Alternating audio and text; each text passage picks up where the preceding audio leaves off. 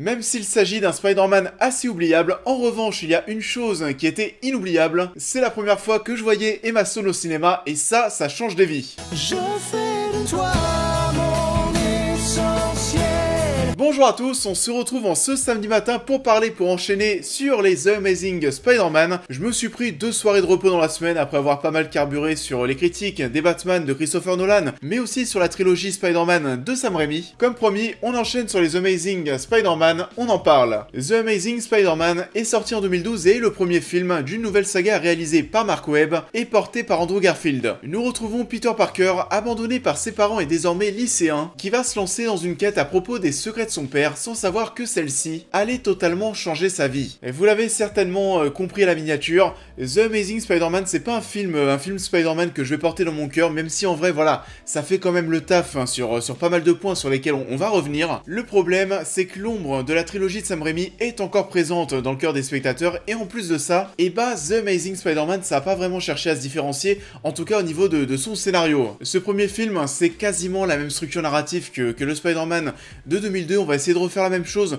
sur pas mal de points mais en beaucoup moins marquant. Ça raconte pas grand chose malheureusement, il n'y a pas de grosse thématique qui en ressort. Tout ce côté aussi, bah, les pouvoirs et les responsabilités que ça va impliquer, ça aussi c'est quelque chose qui est survolé. C'est un long métrage, une saga qui sont arrivés très vite après la saga de Sam Raimi. Pour ceux qui ne le savent pas, cette saga a dû arriver très rapidement parce qu'il y avait une clause dans la vente des droits de Spider-Man au cinéma auprès de Sony qui disait qu'en gros, bah, s'il n'y avait pas de film Spider-Man qui était sorti au cinéma durant une certaine période, et bah les droits de Spider-Man revenaient automatiquement à Marvel. Donc Sony a dû se dépêcher de sortir un nouveau film. Niveau scénario, on sent qu'on était un petit peu pressé parce que oui, ça sent un petit peu le réchauffer. On va avoir par contre ce flashback sur les parents de Peter qui le déposent chez Ben et May Parker. On essaye d'approfondir le background de Peter. On va le retrouver ensuite au lycée, on va vivre encore une fois la mort de Ben Parker, indirectement causée par une vengeance personnelle de Peter, même si déjà là, c'est moins marquant et plus expéditif que j'ai pas bien compris en quoi c'était mon problème de Tobey Maguire. Tu vas me filer un coup de main? C'est pas ma politique. La mort de Ben Parker nous marque moins que celle du Spider-Man de 2002, et pourtant, ce Ben Parker a plus de temps à l'image, mais on n'a pas cette scène, cette discussion qui va nous marquer sur un grand pouvoir implique de grandes responsabilités. Là, on a un petit remix du marché de Clignancourt. C'est de ça qu'il est question, on ne parle pas de choix, mais de responsabilité. Non, fais-moi 30 000. Ensuite, on a aussi la morsure d'araignée, mise en scène de manière assez mémorable dans le film de Sam Raimi. Là encore, cette fois, c'est moins ouf. Désolé.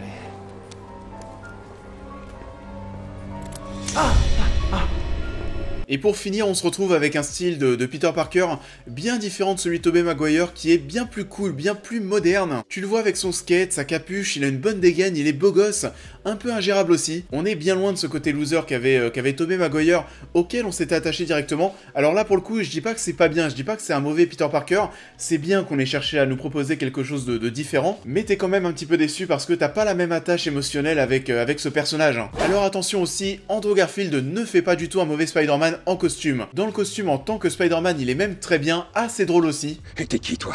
T'es un flic? T'es sérieux? Tu crois vraiment que je suis un flic? Non, là j'avoue franchement, tu... Par contre, en tant que Peter Parker, c'est certainement un petit peu trop cool, et là où Tobey Maguire se servait de ses pouvoirs dans un premier temps pour se défendre, ce nouveau Peter Parker dévoile une part de prétention à laquelle on accroche moins. Donc oui, en gros, malheureusement, quand tu reviens pour proposer quelque chose de pas forcément mieux ni plus original que ce à quoi les gens s'étaient attachés, et bah ça pue un peu, surtout qu'ensuite, pour le reste, on a une love story comme celle de Peter et Mary Jane Watson, un méchant à combattre et là aussi moins mémorable que le bouffon vert. D'ailleurs, les deux méchants sont verts. On ne va pas retrouver non plus ces génériques super classe, ni une bande originale aussi extraordinaire que celle de Danny Elfman, même si celle-ci reste assez sympathique à mon sens.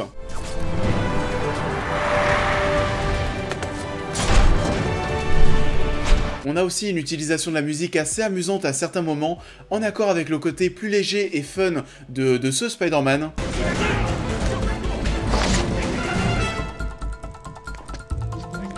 et je me souviens même que ce que la saga avait voulu lancer comme nouveauté, et bah ça s'est un petit peu fait rejeter par le grand public. C'est un peu le cas, je me rappelle, ça a divisé, c'est même en même temps assez paradoxal, parce que cette saga a voulu se rapprocher un petit peu plus des comics, notamment sur les lance-toiles de Peter, et je me souviens bien que les gens avaient trouvé ça un petit peu chelou, parce que oui, pour beaucoup de personnes, l'histoire de Peter Parker, en tout cas l'histoire que les gens connaissent de Peter Parker, vient des films de Sam Raimi. Pour beaucoup, la référence de l'histoire du super-héros Marvel, et bah c'est la trilogie de Sam Raimi, et les pouvoirs de Peter Parker sont des pouvoirs génétiques, enfin je parle surtout au niveau des toiles qui sortent de son corps.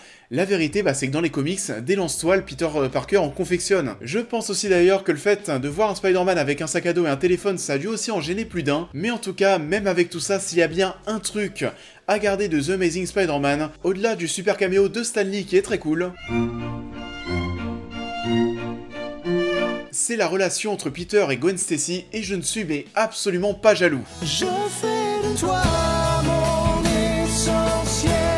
On va bien sûr revenir sur l'alchimie entre Andrew Garfield et Emma Stone, parce que, mais qu'est-ce que c'est bon, qu'est-ce que c'est naturel, qu'est-ce que c'est palpable. Tu la sens tellement la différence quand t'as pas besoin de jouer la comédie, quand tu montres ton attirance naturellement, et je pense qu'on a tous rêvé ou qu'on rêve encore de vivre ce genre de relation en étant étudiant. C'est le deuxième élève de sa classe. Oh, le deuxième? Oui. T'es sûr de ce que tu dis? Est-ce que tu baises? C'est la rubrique closer public de la vidéo, mais si vous ne le savez pas, les deux acteurs se sont rencontrés sur le tournage. Ils ont ensuite fini en couple pendant des années. The Amazing Spider-Man 2, cette alchimie, tu la ressens encore plus. On en parlera bien sûr dans la prochaine vidéo. Mais là, c'est vrai qu'on enterre un petit peu tout ce qui a été fait auparavant, que ce soit la relation entre Tobey Maguire et Kirsten Dunst, Christian Bale aussi avec Katie Holmes, Clark Kent et Lois Lane, etc. Je pense vraiment que oui, cette romance dans le genre entre Peter Parker et Gwen Stacy, c'est la meilleure romance qu'on ait eu à suivre ces 20 dernières années. Et mon dieu, mais qu'elle est belle, hein. On est tous d'accord pour le dire. Hein. Elle est mignonne. Elle est mignonne.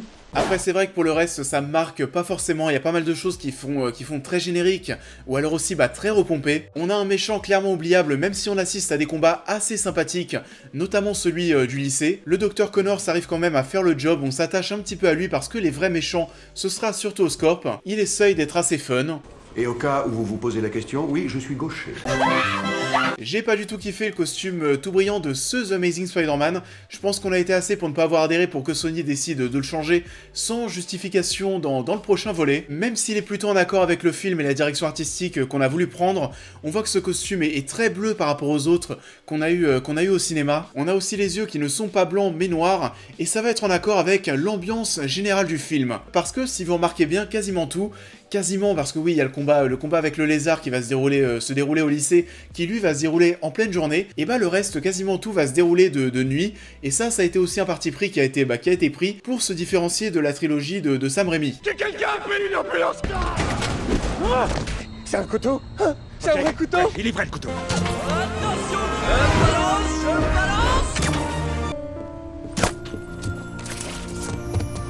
Je fais de toi.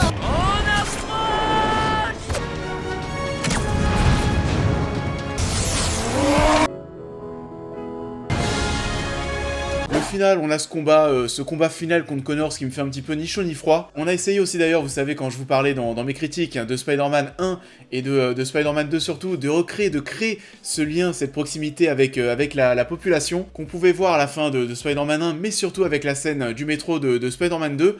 On a essayé de te refaire un truc similaire à la fin avec les gens, qui vont aider Spider-Man à rejoindre la Tour Oscorp en alignant leurs grues comme pour ouvrir la voie, et ça faisait mais tellement forcé, artificiel et presque ridicule. Le mec a pas besoin de ça, il peut se balancer sur les bâtiments comme d'habitude. Puis elles sortent d'où toutes ces grues magiques? Il y avait peut-être pas besoin aussi de retrouver le père du gosse qu'on a sauvé plus tôt dans l'œuvre. Il y avait pas besoin d'aller aussi loin, ça fait un petit peu too much, même si le moment où il s'élance est assez cool.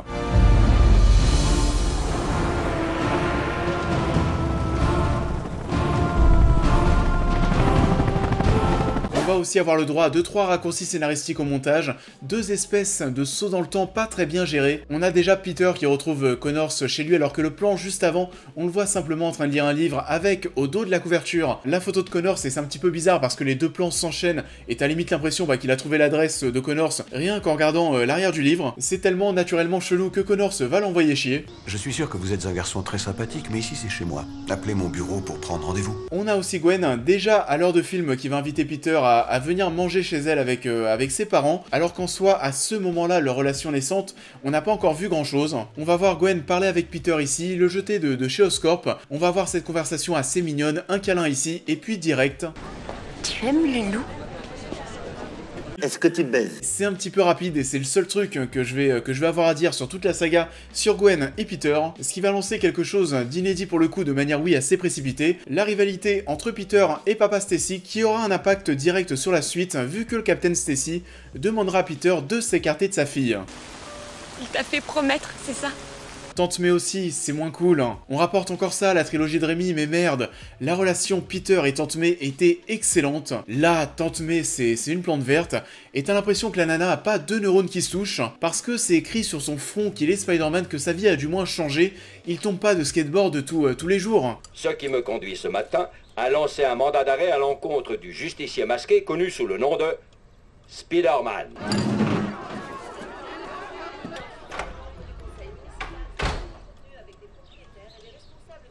Sinon pour conclure sur une note positive, par contre, le film est très beau, les effets spéciaux sont nickel, la mise en scène, il y a quelques plans sympas, des mouvements de Spider-Man qui font très animal, on prend toujours autant de kiff à le voir se balancer, surtout qu'en plus, cette fois-ci avec ces effets spéciaux, à la différence des films de Rémi, ça va prendre beaucoup plus de temps à vieillir, on essaye de te mettre dans la peau de Peter et de te faire vivre tout ça à la première personne, mais ça ne suffit pas à en faire un incontournable du genre. Vous l'avez donc compris, je ne déteste pas The Amazing Spider-Man, loin de là, mais c'est vrai que c'est un film qui m'a un petit peu déçu, et qui propose le strict minimum sur beaucoup de points par rapport à ce qu'on avait déjà vu avant.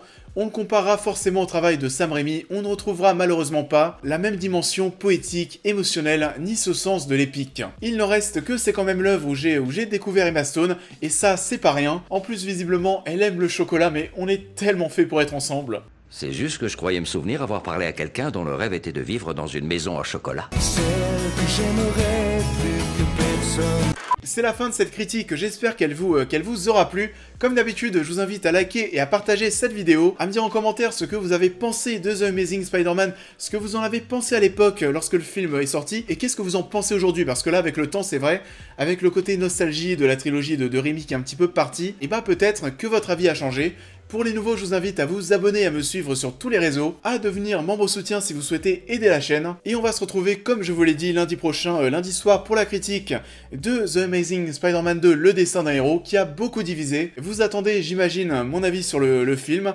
En attendant, je vous souhaite un bon week-end, et je vous dis à très vite.